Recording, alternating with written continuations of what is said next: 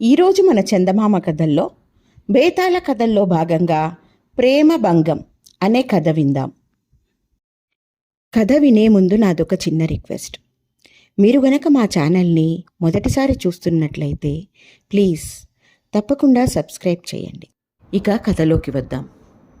విసుగు చెందని విక్రమార్కుడు మరొకసారి చెట్టు వద్దకు వెళ్ళి శవాన్ని దించే భుజాన వేసుకుని ఎప్పటిలాగే మౌనంగా శ్మశానం కేసి నడవసాగాడు. అప్పుడు శవంలోని బేతాళుడు, రాజా, నీ ఓర్పు అత్యాశ్చర్యకరమైనది. నీవు పడే శ్రమ చూస్తే నాకు జాలి వేస్తున్నది. అందుచేత నీకు శ్రమ తెలియకుండా అంగారవతి కథ చెబుతాను, విను అంటూ ఈ విధంగా చెప్పసాగాడు.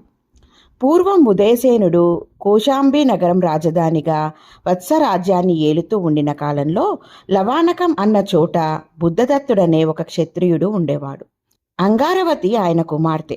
బుద్ధదత్తుడుండే చోటు దాదాపు నిర్జన ప్రాంతం. అందుచేత అంగారవతి తమ ఇల్లు దొడ్డి దాటి ఎక్కడికి వెళ్ళినది కాదు. బంధువులైనా ఎప్పుడో వచ్చిపోయేవారు. అందుచేత అంగారవతి బాహ్య ప్రపంచం ఎరగకుండా పెరిగింది. ఆమె తండ్రి కూడా సాధారణంగా ఇల్లు కదిలి వెళ్ళేవాడు కాదు. తన దొడ్డిలో ఉండే చెట్లను చేమలను చూసుకుంటూ కాలక్షేపం చేసేవాడు. అంగారవతి పెరిగి పెద్దదై పెళ్లాడి ఒకరి ఇంటికి వెళ్ళిపోదగిన వయస్సు అందుకున్నది. తనకు ఎలాంటి భర్త కావాలో, భర్త ఎటువంటి వాడైతే తాను సుఖపడుతుందో కూడా ఆమె ఎరగదు. ఈ సమయంలో వత్సరాజు లవానకం ప్రాంతానికి వేట నిమిత్తమై వచ్చాడు.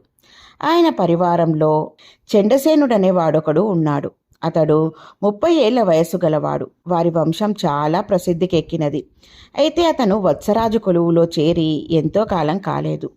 ఒకనాడు చండసేనుడు అరణ్య మార్గాన నడుస్తూ బుద్ధదత్తుడి ఇంటి ముందుగా వచ్చి అంగారవతిని చూశాడు. వెంటనే అతనికి ఆమెను పెళ్లాడాలన్న కోరిక కలిగింది. చండసేనుడు బుద్ధదత్తుడి పరిచయం చేసుకుని తన కులగోత్రాలను తెలుపుకుని అంగారవతికి ఇంకా వివాహం కాలేదని రూఢీ చేసుకుని తన మనస్సులో ఉన్న మాట కాస్త ఆయనతో చెప్పేశాడు. చండసేనుడు తన కుమార్తెను పెళ్లాడగోరుతున్నాడని విని బుద్ధదత్తుడు ఆశ్చర్యము, ఆనందము కూడా పొందాడు.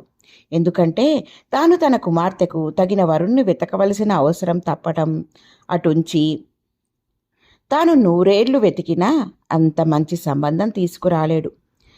చండసేనుడు గొప్ప కులీనుడు. పైపెచ్చు వత్సరాజైన ఉదయనుడి కొలువులో ఉంటున్నాడు. ఇంతకాలము చెట్ల చేమల మధ్య జీవించిన తన కూతురు అంగారవతి అతన్ని పెళ్లాడి కాపరానికి వెళితే కౌశాంబి నగరంలో నాగరిక జీవితం జీవించి ఎంతో సుఖపడుతుంది.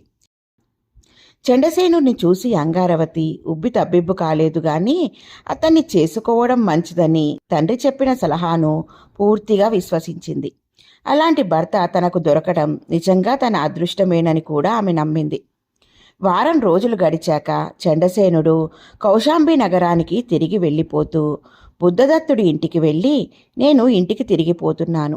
పెళ్లి సంగతి నా బంధుమిత్రులందరికీ తెలిపి ముహూర్తం పెట్టించి మీకు కబురు చేస్తాను.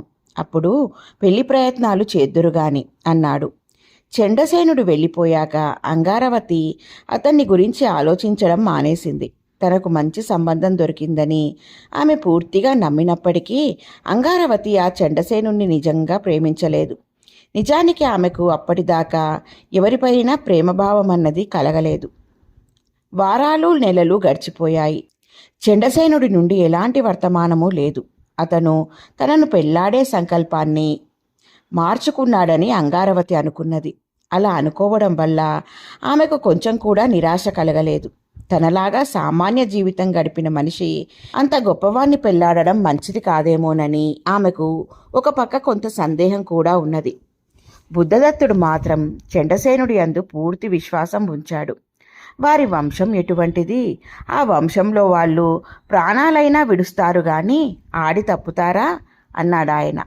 ఈలోపుగా కౌశాంబిలో చాలా సంఘటనలు జరిగాయి. ఉదయనుడి మంత్రి అయిన యౌగంధర రాయనుడు తన చాణక్య ప్రజ్ఞ చేత మగధరాజు కూతురు వాసవదత్తను తెచ్చి తన రాజుకు పెళ్లి చేసి వారి వంశాల మధ్య అనాదిగా ఉన్న శత్రుత్వానికి విరుగుడు చేశాడు.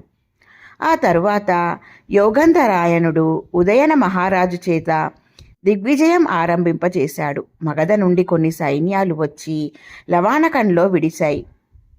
ఒకనాడు అంగారవతి గుమ్మంలో నిలబడి ఉండగా వారి ఇంటి ముందుగా ఒక సైనికుడు వెళ్ళాడు. అతడి వయస్సు 25 లోపు. చాలా అందగాడుగా ఉన్నాడు. అయినా అతడి ముఖంలో అంగారవతికి ఏదో విషాద ఛాయ కనిపించింది.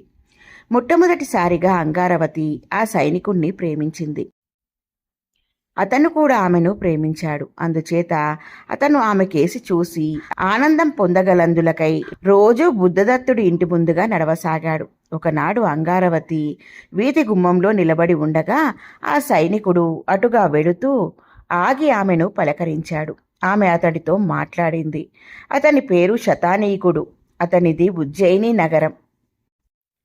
ఒక్క ముసలి తల్లి తప్ప అతనికి ఇంకెవ్వరూ లేరు. అతడు మగధరాజు కొలువులో ఉంటూ తల్లికి శుశ్రూష చేస్తూ ఉండేవాడు. అలాంటి పరిస్థితిలో అతడు మగధరాజు ఆజ్ఞానుసారం ఆయన అల్లుడైన ఉదయన మహారాజు సాగించే దిగ్విజయంలో సైనికుడిగా చేరి తల్లికి దూరం అయ్యాడు.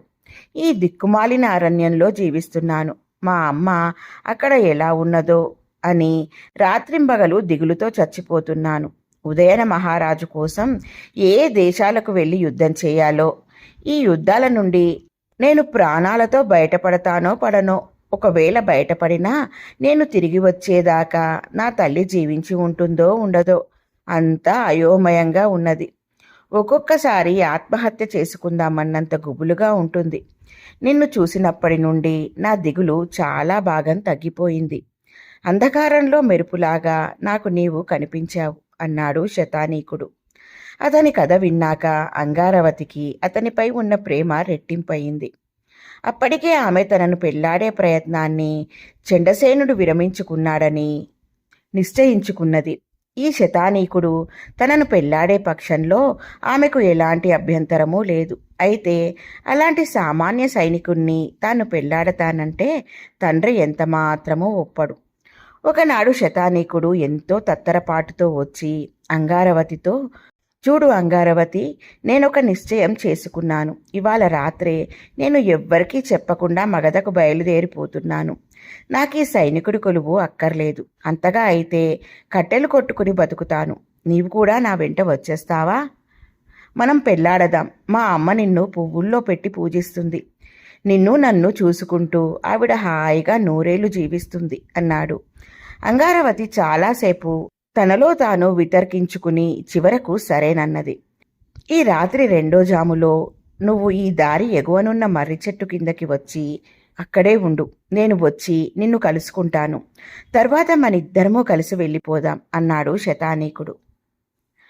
ఆ రాత్రి అంగారవతి తండ్రిని నిద్రపోనిచ్చి తన చీరలు వస్తువులు కొద్దిగా తీసి చిన్న మూట కట్టుకుని 2వ జాములో ఇల్లు వదిలి శతానీకుడు చెప్పిన మర్రి చెట్టును చేరుకొని దాని అడుగు భాగంలో ఉన్న తొర్రలో దూరి దాక్కున్నది.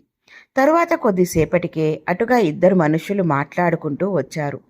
వారు దగ్గరికి వచ్చినాక వారిలో ఒకడు చండసేనుడని అంగారవతి గుర్తించింది. చండసేనుడు తన వెంట ఉన్నవాడితో, ఈ దారి ఇంకొంచెం అవతలగా చీలుతుంది. ఎడమ చేతి వైపు వెళితే బుద్ధదత్తుడి గారి ఇల్లు వస్తుంది. కానీ మనం కుడి చేతి వైపుగా వెళితే అక్కడ ఒక పాడుబడిన కోవెల ఉన్నది. తెల్లవారిన దాకా అక్కడ గడిపి తరువాత బుద్ధదత్తుడి గారింటికి పోదాం.